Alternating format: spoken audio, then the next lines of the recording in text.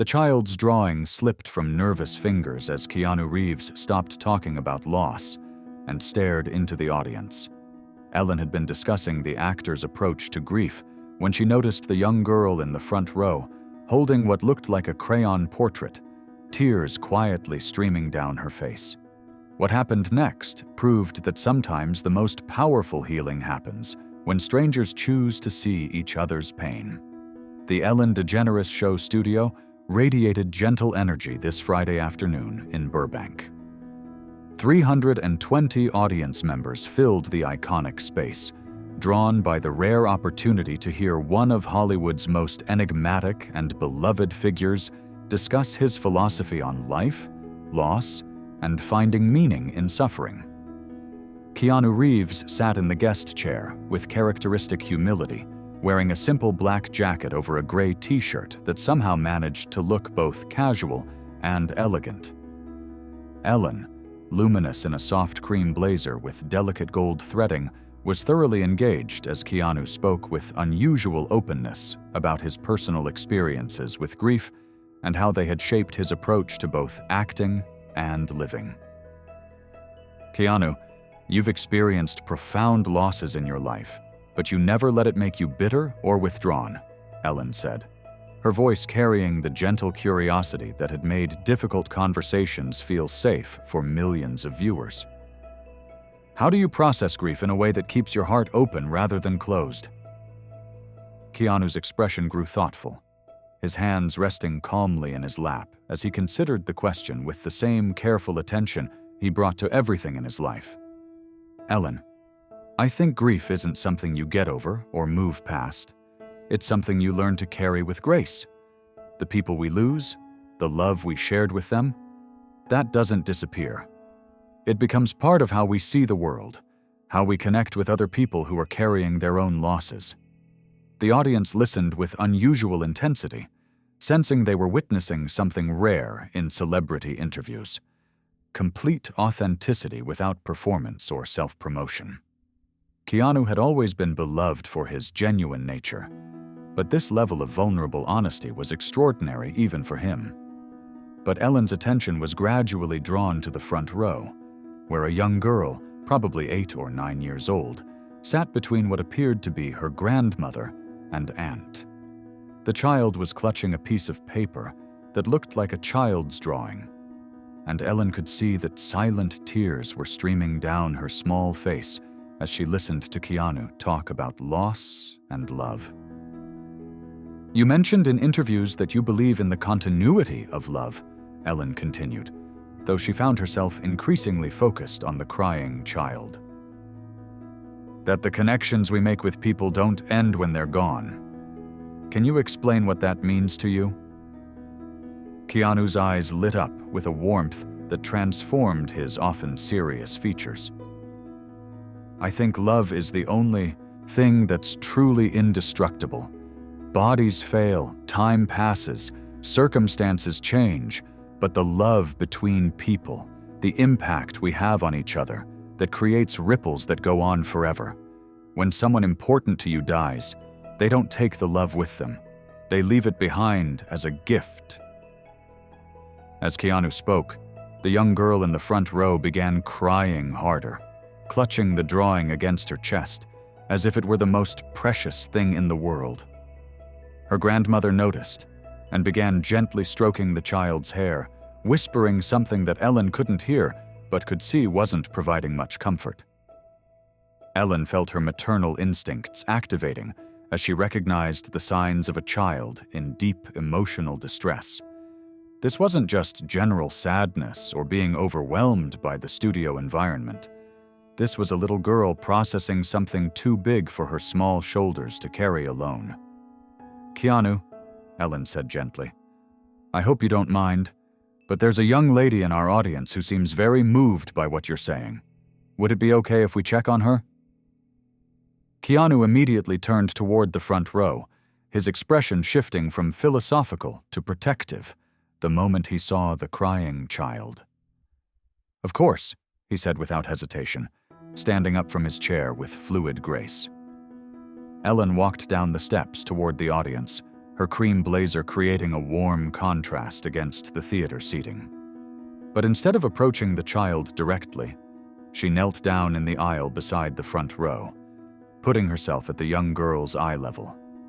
"Hi, sweetheart," Ellen said in her gentlest voice. "My name is Ellen. What's yours?"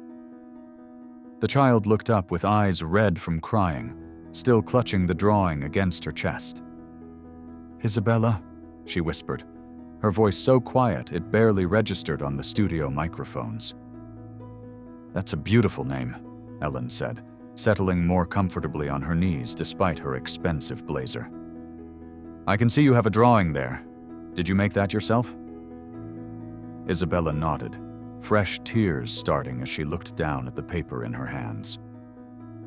Keanu had quietly approached from behind Ellen and was now standing nearby, his presence calm and non-threatening as he waited to see how he could help. "Can you tell us about your drawing?" Ellen asked, with infinite patience. "You don't have to if you don't want to, but sometimes sharing something beautiful can help when we're feeling sad."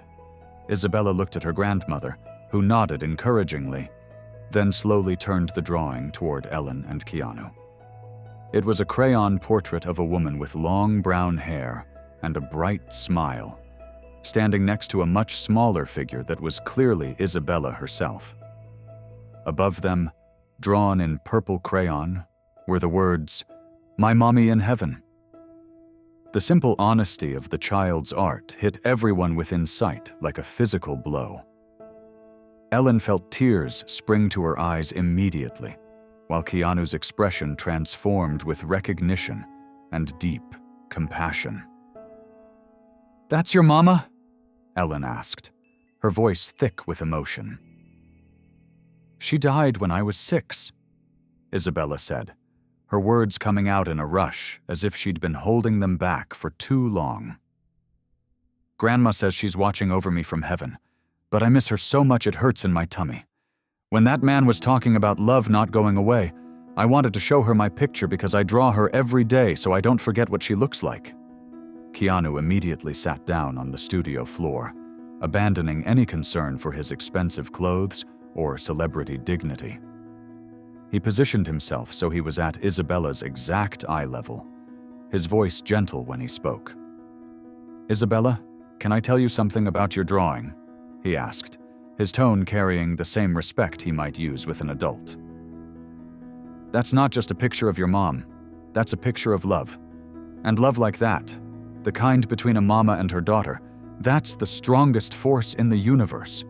Isabella stared at Keanu with wide eyes, clearly recognizing something in his voice that told her he understood what she was feeling in ways that other adults hadn't been able to grasp. "I lost someone very important to me too," Keanu continued, his voice steady but warm, carrying the weight of his own experience without overwhelming the child with adult complexities. "Her name was Jennifer, and she was going to be my baby's mama. But sometimes life takes people away from us before we're ready to say goodbye. And for a long time, I thought that because they weren't here anymore, the love was gone too." Isabella's tears slowed as she listened with the intense focus that children bring to stories that feel important. "What happened to them?" she asked, with the directness that only children possess. "They went to heaven, like your mama did," Keanu said simply, meeting her honesty with his own. "And for a long time after that, I was very sad and very angry. I didn't understand why love had to hurt so much, why caring about someone could leave such a big empty space when they had to leave."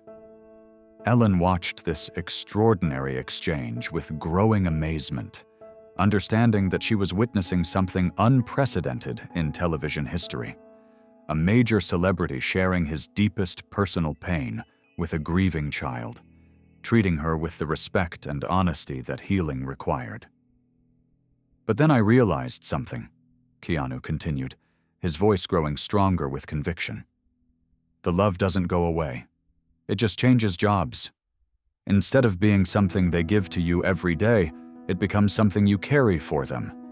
Every time you draw a picture of your mom, every time you remember something funny she used to say, every time you're kind to someone because that's what she taught you to be, you're keeping her love alive in the world." Isabella looked down at her drawing again, her small fingers tracing the crayon lines that represented her mother's face. "But it still hurts," she said quietly. "Sometimes I forget what her voice sounded like, and that makes me scared." Keanu nodded with complete understanding. "It does hurt, and it's okay for it to hurt, because that hurt means the love was real. But here's something I learned that might help. The reason you're scared of forgetting her voice is because her voice is part of what made you feel safe and loved. But Isabella, that safety and love didn't come from the sound of her voice. It came from what her voice was always telling you." Isabella tilted her head, considering this with the seriousness that children bring to concepts they're trying to understand. "What was it always telling me?" "That you're precious," Keanu said without hesitation. "That you're brave, that you're creative, that you're worthy of love, that you matter. And Isabella, those things don't need her voice anymore because now they live inside you. Every time you do something kind, every time you create something beautiful like this drawing, every time you choose to keep going, even when you miss her, you're speaking with her voice." Ellen watched this extraordinary moment unfold, understanding that she was witnessing something that transcended entertainment or even inspiration. This was pure human connection, two people meeting in the space of shared grief and mutual recognition. "What do you mean?" Isabella asked, her crying beginning to subside as curiosity replaced despair. Keanu thought for a moment, clearly choosing his words with care. "Well, every time you draw a picture of your mom, every time you remember something funny she used to say, every time you're kind to someone because that's what she taught you to be, you're keeping her love alive in the world. You become the person who carries her love to other people." Isabella looked down at her drawing again, this time with something that looked like wonder rather than pure sadness. "So, when I draw her, I'm helping other people feel her love too?" "Exactly," Keanu said, his voice full of gentle affirmation. "Your mama's love doesn't end with you. When you share her kindness with other people, when you show them the love she taught you, her love grows bigger, not smaller." Ellen felt her heart breaking and healing simultaneously as she watched this conversation between a grieving child and a man who had transformed his own losses into wisdom and compassion. "Isabella," Ellen said, "would you mind if I asked you to do something special? Would you be willing to let us make copies of your beautiful drawing to share with other children who miss their mamas too? Because I think your picture could help them feel less alone." Isabella's eyes widened with a mixture of surprise and something that looked like pride. "You think my drawing could help other kids?" "I think your drawing could help a lot of people," Keanu said, his voice full of conviction. "Sometimes the most beautiful art comes from the biggest love, and you clearly loved your mama very much." Ellen stood up and extended her hand to Isabella.